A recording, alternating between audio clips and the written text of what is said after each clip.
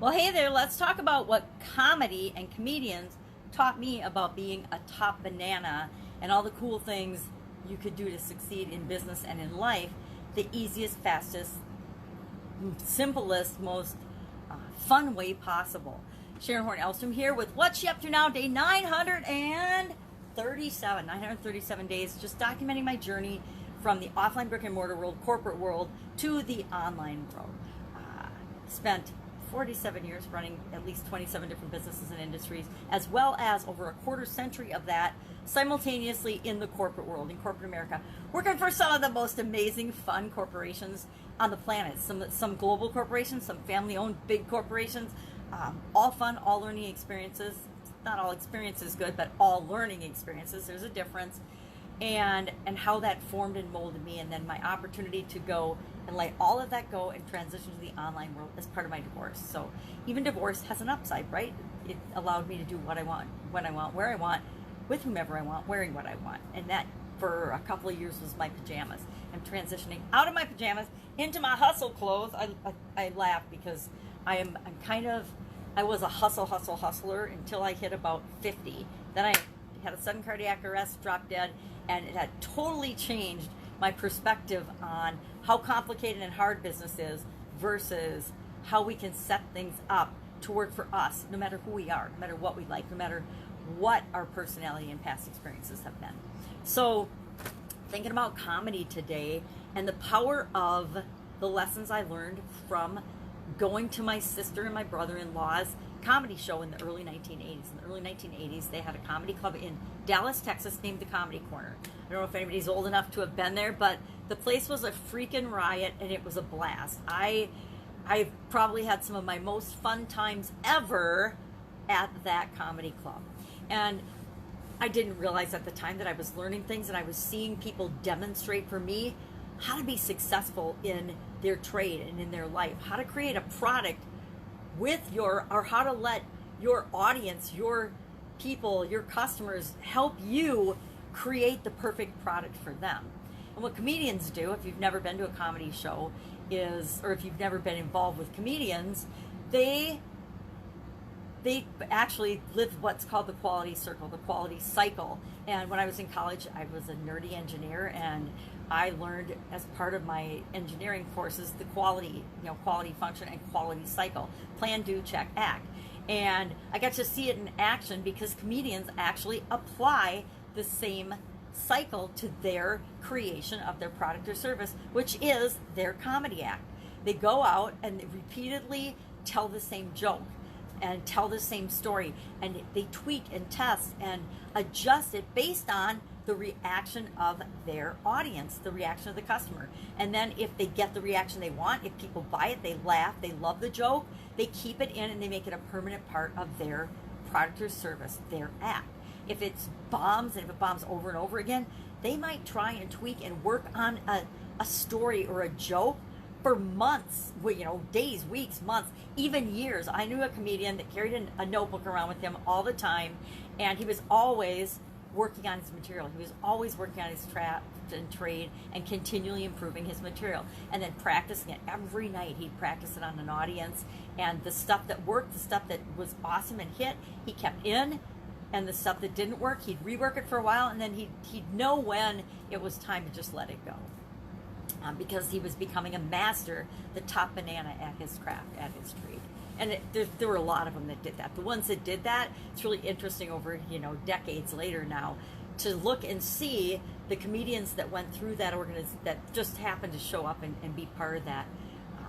When I was there, that club, because then comedy changed, and HBO and the television networks and the television cable TV and things came in, and everybody kind of went online, and the old comedy club circuit became a thing of the past. I think there's probably a little bit of that going on, but not nearly as much as there was in the 70s and in the 80s.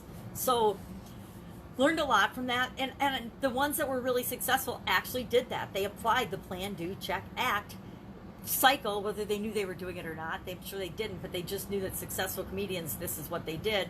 And what do? We model successful people, and then we tweak and we test and we make it our own, and that's how we achieve success in our life, because success in our life is defined by each and every one of us.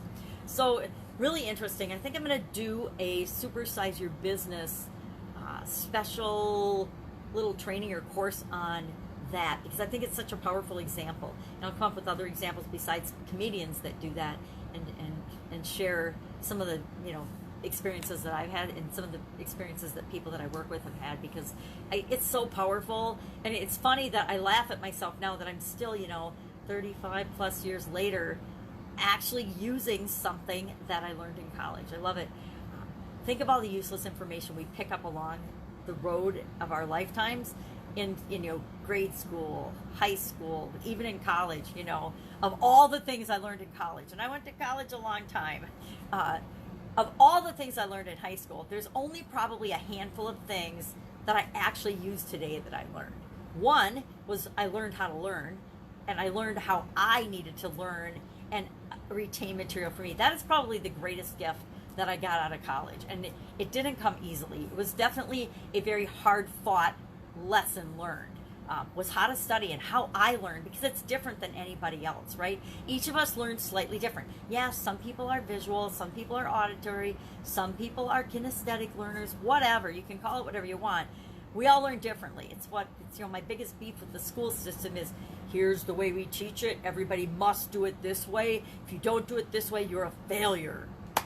What a crock.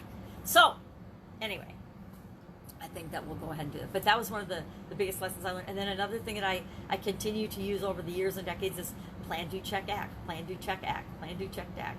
Because no matter how big a situation or problem you've got, you can always apply those steps, and boom, you're guaranteed to get a good result.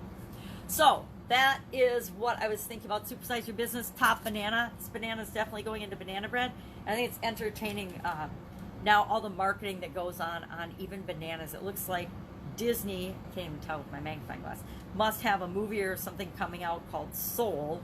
And of course it rhymes with Dole. So Dole licensed the some kind of, you guys can probably see it better than me, a picture, and put a sticker on a banana, which the kids will love to collect because they love the banana stickers. At least my granddaughter does. This one's destined for banana bread. But Top Banana, it really triggered and reminded me of the power of creating your product with the people that you're serving, the people you're going to sell it to. Because guess what? If I see a great comedian's act in one place, will I buy a ticket and go see him somewhere else? Will I go see a movie that he's in or she's in? Positively, absolutely. If I like them, that's how they sell movie tickets. They find actors and actresses that we humans like, and they play them, they headline them, they star them and feature them in different movies and things, because that sells tickets. That gets us to the box office and increases their revenue in their box office. All right, that was Supersize Your Business today. Get Up and Go Challenge, all about progress. The P in SOAP, the framework that I'm using in my life and have used in my life, but seems so appropriate given COVID. We're using a lot of soap and water these days. And a lot of sanitizers and a lot of chemicals that probably we would never have used this quantity of before, but in a 6-month period, I guarantee we have used more chemicals in my household than we did in the last 10 years combined to clean and sanitize. And it's really funny, you walk in my front door and there's like a railing, a banister thing there that goes over the downstairs, and it's lined with gloves and masks and Lysol spray and Clorox wipes and hand sanitizer. It's just like, we used to walk in and you'd hang your coats. Now the first thing you see when you walk in is this whole sanitation feature. It's kind of, it makes me snicker when I think about it. And when I actually look at it, I got to take a picture of it to remind me someday of 2020, because this is definitely a year that I will remember forever, as will I think probably almost everyone on the planet. All right, that's it today. I am working on my Get Up and Go challenge. Fun challenge today was day, 228, and it was about dreaming big. And we need to dream and keep our eyes on the stars. We also need to keep our feet on the ground. I have a funny story, maybe I'll share that tomorrow, about keeping our feet on the ground that I recently discovered about myself when brushing my teeth. It's really entertaining, and I'm not sure why, but it's caused me to think about and wonder, why do I do this when I brush my teeth? All right, that's it. Go out, have an absolutely amazing day. I'm actually working on a book today. I'm working on a book. I've been writing a book and dilly-dallying with it and putting it off, and I'm like, geez, it's COVID. I should have had it done because it would have been so easy. There I go, shitting on myself again. I should have had it done because I've got it started, but again, sometimes life gets in the way and people and other things are a higher priority than just writing a book. All right, have an awesome day. I will be with you tomorrow. If I can help you in any way, just ask. Take care.